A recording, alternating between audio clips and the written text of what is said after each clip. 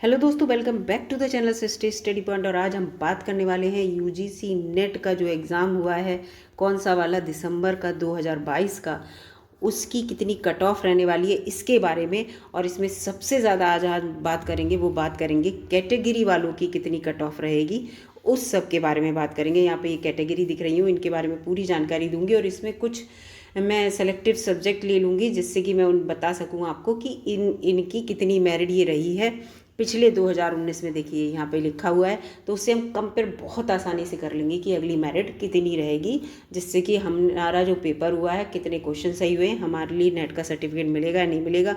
इस बात को याद रखिएगा दोस्तों कि JRF प्लस असिस्टेंट प्रोफेसर का जिसने नेट का सर्टिफिकेट के लिए फॉर्म फिल किया है, क्योंकि दो ऑप्शन होते हैं, और एक केवल असिस्टेंट प्रोफेसर के लिए और एक JRF प्लस असिस्टेंट प्रोफेसर के लिए।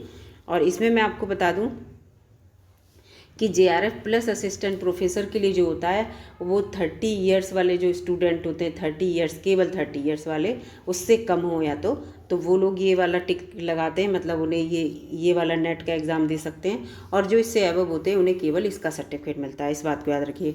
और इसकी मेरिट जो है हमेशा हाई जाती है, क्योंकि इसमें कम सीट होती हैं, आप देख लीजिए खुद ही, कम सीट होती हैं, ये इसकी हैं, तो इसकी मेरिट हमेशा हाई जाती है। और इसकी असिस्टेंट प्रोफेसर ओनली वाले की मेरिट हमेशा लो जाती है।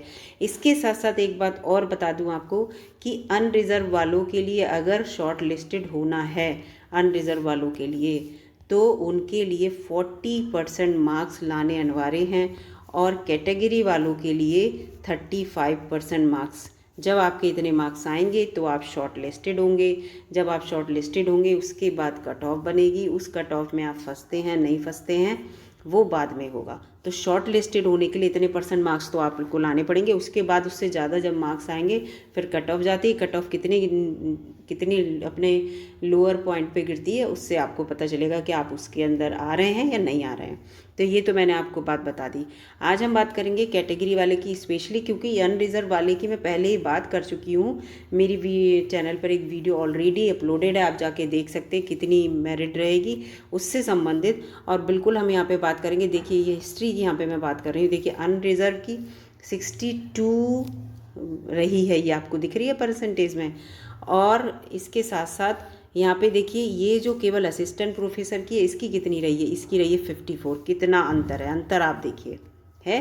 ये JRF प्लस असिस्टेंट प्रोफेसर वाली है ना, JRF प्लस लेक्चरशिप, और ये केवल लेक्चरशिप वाली। तो आप खुद देख लीजिए इसमें कितना अंतर है। और इतना ही अंतर रहता है क्योंकि सीटों का डिफरेंस भी रहता है ना, ये चीज़ है। तो ये इस वजह से इस चीज़ में अंतर रहेगा हमेशा। और यहाँ पे अब देखिए कैटेगरी पे जब हम आते हैं, हिस्ट्री की कैटेगरी पे है, देखिए OBC SC, यहाँ पे देखिए OBC है, ये SC है, ये ST है, ये पर्सन विद डिसेबिलिटी विजुअल वाला है, ये हियरिंग वाला है, लोकोमोटरी है, तो ऐसे ये है। फिर ये है इकोनॉमिकली वीकर सेक्शन वाला जो होता है, EWS 10% वाला जो बनता है आजकल, तो अनरिजर्व वालों के लिए ये वो वाला है। तो यहाँ पे देखिए इसमें कितना अंतर है, आप देखिए OBC की 58% है, और इसकी भी देखिए ये है लगभग एक सी, ये 4% का अंतर है। मैंने पिछली वीडियो में बताया लगभग 5% का अंतर रहता है रिजर्व में, अनरिजर्व में और रिजर्व वालों में, ये देखिए। और जबकि ये देखिए PWD की तो यहाँ पे हाई गई है नहीं है, और यहाँ पे ये हियरिंग वाले की बहुत कम गई है। तो इस तरह से है। और यहाँ पे ये सीट टोटल कैंडिडेट कितने लिए गए हैं। अब इसके साथ आ जाते हैं यहाँ पर, जब यहाँ पे देखिए ये 58 थी OBC की, किसके लिए, JRF प्लस असिस्टेंट प्रोफेसर के लिए, लेकिन यहाँ 50 हो गई। 8% का अंतर हो गया है ना, 8% मायने रखते हैं भाई। ये 54 है, ये 46 है, ये भी 8% का है। तो लगभग इसी तरह ये 58 है, 48 हो गई EWS यहाँ पे, तो यहाँ 10% का अंतर है। तो आप देखिए केवल असिस्टेंट प्रोफेसर वाले इसीलिए सर्टिफिकेट जल्दी मिल जाते हैं हमें। और जो लोग JRF करना चाहते हैं वो सोचते हैं हमारा JRF भी हो जाता, सही रहता, तो इसलिए ये है असिस्टेंट प्रोफेसर वाला, इसीलिए सर्टिफिकेट मिल जाता है। ये तो मैंने आपको हिस्ट्री का बताया। अब यहाँ पे आ जाते हैं एजुकेशन का।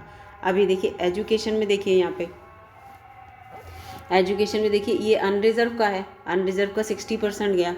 मैंने कहा था 5% का अंतर रहता है। OBC देखो 56 है, SC में 3% का ही अंतर है, ST में केवल SC और ST लगभग समान रहते हैं।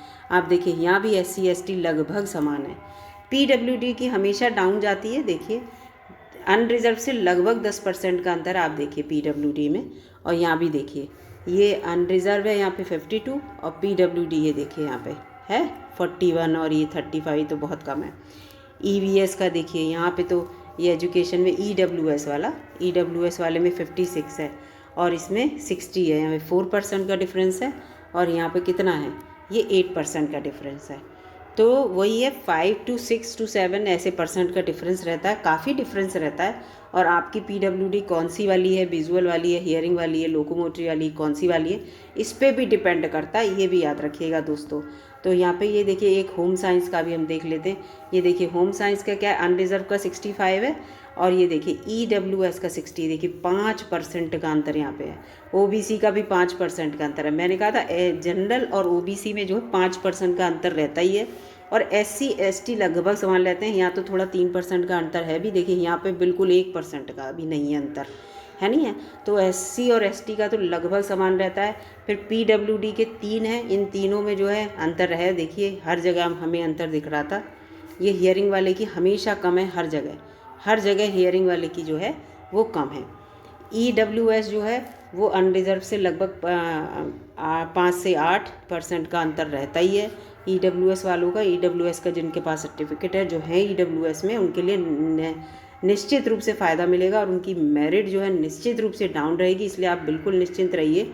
कैटेगरी वालों को जो है थोड़ा फ़ायदा तो मिलता ही है अनरिजर्व वालों से, तो इसलिए जो भी है मेरिट जो है वो इतनी वैसी नहीं जाएगी। मैं आपको पहले ही बता चुकी हूँ, अनरिजर्व वालों की जो है वो अगर आपके जो नंबर हैं वो लगभग 65% अगर बन रहे हैं, 65%, तो आपको सर्टिफिकेट मिलेगा, डेफिनेटली मिलेगा।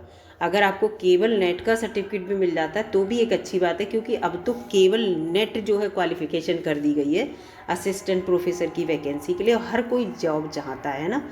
तो इसके लिए ये तो एक तो आपके लिए ये एक द्वार खुल जाएगा। और अगर आपके लिए आपकी कम एज है और आप मतलब JRF प्लस नेट भी क्वालिफाई कर जाएंगे तो आपके दोनों JRF प्लस लेक्चरशिप वाला, तो आपके दोनों द्वार खुल जाएंगे। एक तो यहाँ से आप PhD कर लेंगे, आपको UGC जो है स्टाइपेंड देगा और लेक्चरशिप का आपके पास हो गई, है नहीं है। तो ये चीज़ है।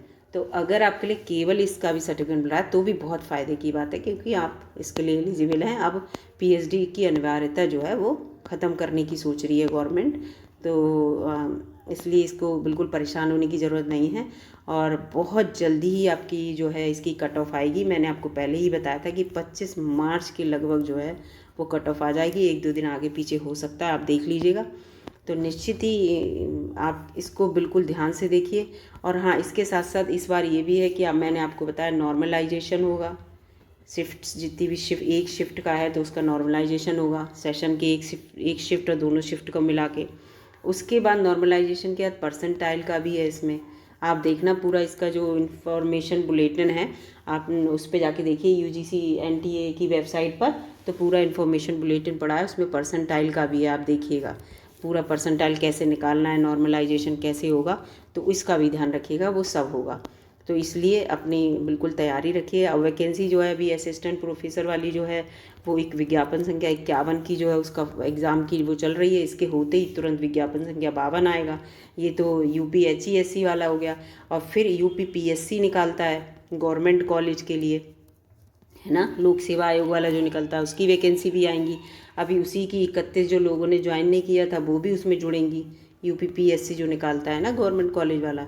तो इसलिए बिल्कुल भी परेशान ना हो, वैकेंसी आएंगी और बस नेट का सर्टिफिकेट आप लोगों को मिल जाए, आप लोगों का बहुत अच्छा पेपर हो। पूरी बेस्ट ऑफ लक आप लोगों के लिए मेरी तरफ से, और बहुत सारी शुभकामनाएं, जिससे कि जल्दी से कट ऑफ आए, जल्दी से आपको लगे कि हाँ अब आपको एक सर्टिफिकेट मिलेगा, अच्छा सर्टिफिकेट, अच्छी जॉब वाला सर्टिफिकेट, जिससे कि आप आगे की अपनी प्रोसेस कर सके जब कभी वैकेंसी आए तो। और नहीं भी होता है अगर तो अगली बार कोशिश कीजिएगा। वैसे भी ये एग्ज़ाम जो है वो 1 साल में 2 बार होता ही है, तो अब जून का होगा ना, जून 2023 वाला, उसकी तैयारी कीजिए। तो चलिए दोस्तों, आपसे मिलती हूँ अगली बार। पूरी वीडियो देखने के लिए धन्यवाद दोस्तों, मिलती हूँ आपसे नेक्स्ट वीडियो में।